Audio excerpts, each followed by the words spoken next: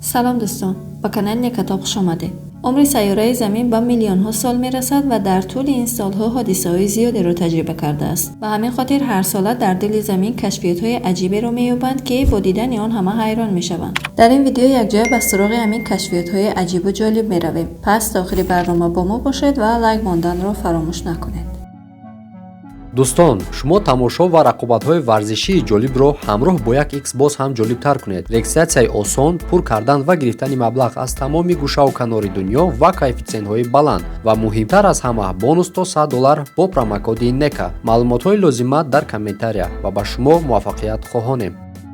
دینозаври مرغی معروفترین دینозаври روی زمین یعنی تیرکس 80 میلیون سال پیش در روی زمین زندگی میکرده است. سبب مشهور بودن این دینозавر این است که نقش اساسی را در فیلم‌های مربوط به خودش می‌بازد. با وجود جاغ کلان، دست‌های خرد و سرعت حرکت بلندش، او می‌توانست در برابر هر موجود مقاومت کند. بر اساس تحقیقاتی که وقت‌های اخیر درباره اجداد تیرکس‌ها انجام شده است، معلوم شده است که برخی از نمونه‌های آن چنان هم ترسناک نبودند. کشفیاتی که در کشور بیلز یافت شده است، سبب شده است که محققان دانشگاه ویلمارکن یک نمونه این دینозавرها را پیدا کنند. قسم خنده‌دار کشفیات این است که وابسته به چیزهایی که یافت کردند، معلوم شده است که یک نمود این موجودات به اندازه یک مرغ بودند. اما باید قبول کنیم که دینозавری که به اندازه مرغ باشد، باز هم ترس‌آور است. این دینозавر را که به نزدیکی پندریمیلنری نام کردند، از 200 تا 250 میلیون سال پیش زندگی می‌کرده است. یعنی پیش از آن که اولاد تیرکس ها در عالم هستی پیدا شوند. هرچند که آنها خوش و تبار می باشند، اما با همدیگر مانندی زیادی ندارند. بلندی قد تیرکس ها 12 از 10 متر بوده است، در حالی که پندریک 68 سانتی متر قد داشته و درازی دومش 91 سانتی متر بوده است. که تصور کردن می توانست که باباهای این دینозавرهای کلان آنقدر خردکک و زیبایک بودند.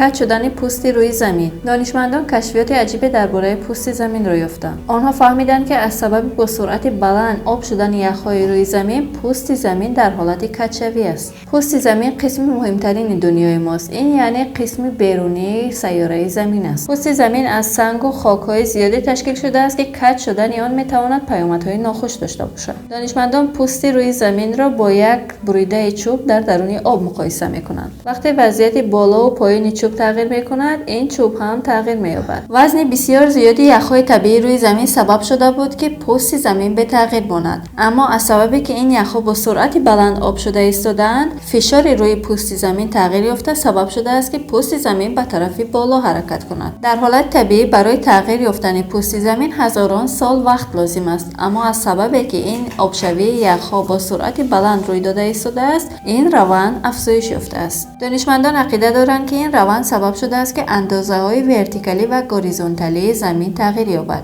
و متاسفانه نه تنها در قسمت‌های یخدار روی زمین، بلکه در نزدیکی‌های آن هم روی داده ایستاده است. زنبور عسل. یک دختر 4 ساله کالیفرنیایی موضوع عجیبی را کشف کرده است. این دخترک به طور ناخواسته یک نمود کمیاب زنبور عسل را که میگفتند در امریکا نسل آن نابود شده است را پیدا کرده. انیکا ارنو در وقت بازیش به کندوی زنبورهای عسلی روبرو می شود که آنها بیشتر در برزیل و کشورهای دیگر زندگی می کردند.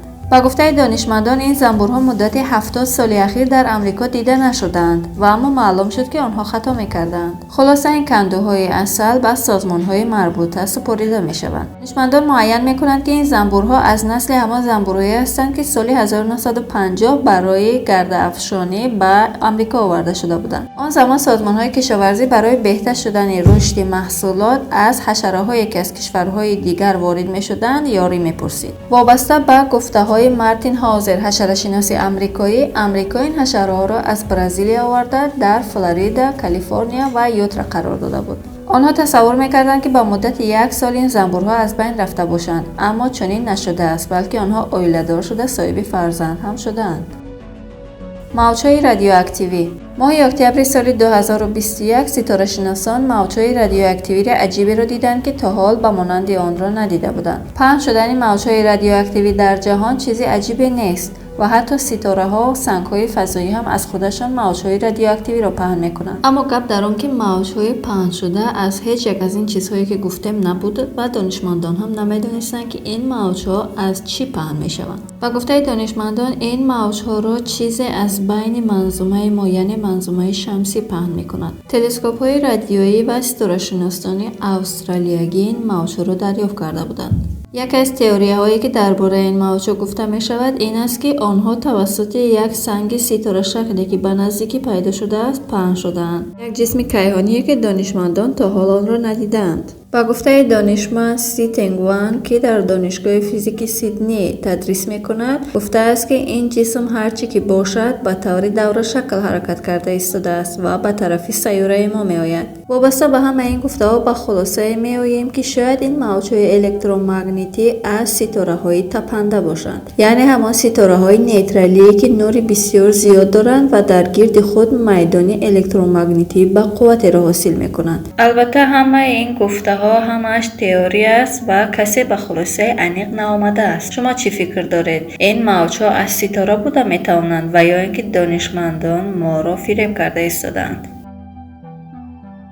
کلانترین شهر مورچه ها یک شهر بسیار کلانی کهنه چندین ساله که راههای زیرزمینی زیاده داشت به نزدیکی در برزیلیا کشف شد. البته این شهر کلان توسط انسان‌ها بنا نشده بود، بلکه این شهر مورچه‌هایی است که خانه خود را رها کرده رفتند. دانشمندان با یافتن این شهر تصمیم گرفتند که بیشتر بر روی آن تحقیق گذارانند و به همین خاطر آنها در لانه مورچه‌ها سیمان ریختند تا قالب آن را به دست آورند و درباره آن معلومات زیاد جمع‌آوری کنند.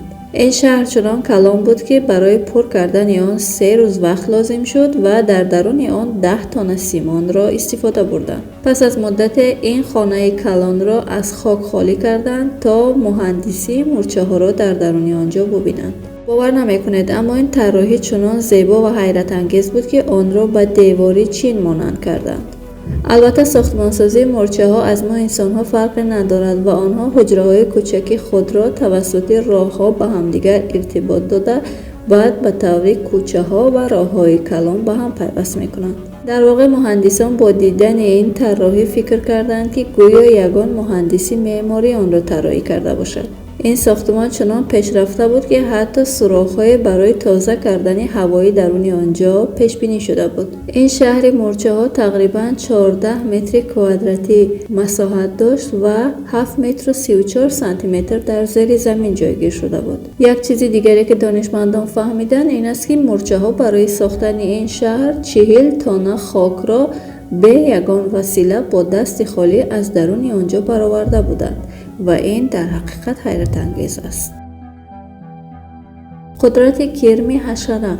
وقتی که کف پای پن ویچر زخمی می شود او حتی تصور نمی کرد که داستان زندگیش به یک معجزه طبیبی تبدیل خواهد شد. پس از مدت این زخمی خوردکک چیر گرفته کلان شد و به استخوان پایش رسید.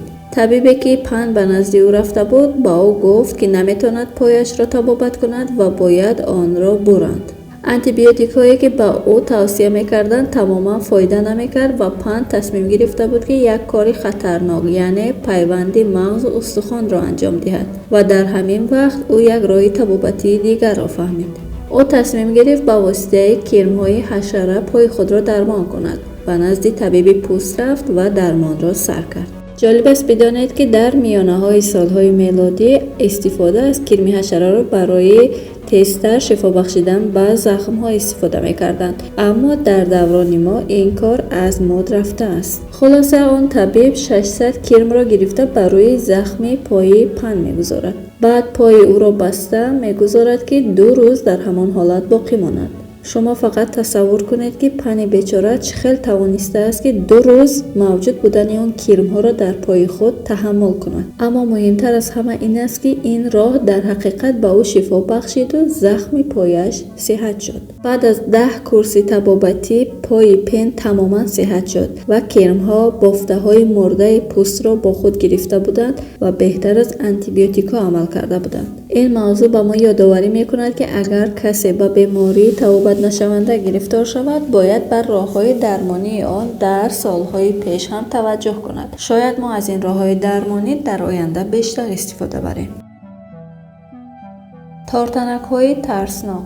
موضوعی که در این باره به شما گفتنیم توسط جامعه اکولوژی بریتانیا پنهان شده است. آنها برای تارتنک‌ها آزمایش انجام دادند و تارتنک‌های گوناگون را در کنار هم قرار دادند تا ببینند که با هم چقدر رفتار می‌کنند. در طول گذراندن این آزمایش دیدند که این تارتنک‌ها چنان از همدیگر می‌ترسیدند که یا می‌گریختند یا به بالا می‌پریدند. این ریاکسیون جالب را فوبیای تارتنها از تارتنها و یا اینکه فوبیای تارتنک‌ها از تارتنک‌ها نامیدند. هدف از این آزمایش این بود که دانشمندان می‌خواستند فهمند که تارتنک‌هایی که قوه پریدن دارند در وقتی روبرو شدن با خطر چیکار می‌کنند. برای این آزمایش آنها مقداری از تارتنک‌هایی را که قوه پریدن دارند گرفته در نزد جسم‌های گوناگون گذاشتند. آنها برای این آزمایش از 3 گروه جسم استفاده کردند. مثلا جسم‌های گرد شکل، جسم‌هایی که در زندگی روزمره استفاده می‌شود و شیء‌هایی که بیشتر حالت طبیعی دارند. اگر آن جسمی که در نزد تارتنک قرار می‌دادند به جسم زنده بیشتر مانندی داشت، تارتنک بیشتر ریاکسیون نشان داده بیشتر میترسید. مثلا وقتی این جسمی به حرکت را در نزد تارتنک گذاشتند، تارتنک عموما نترسید. و مثلا وقتی که به این جسمی به حرکت دست و پا داده آن را به یک جسمی جاندار مانند کردند، تارتنک بیقرار شد و در نهایت جسم مرده یک تارتنک را در پیش این تارتنک گذاشتند و تارتنک بیچاره 8 پا داشت، 8 پای دیگر قرض گرفته از آنجا گریخت. این آزمایش نشان می‌دهد که تارتنک‌ها چنان ترسناکند که حتی خودشان از خودشان می‌ترسند.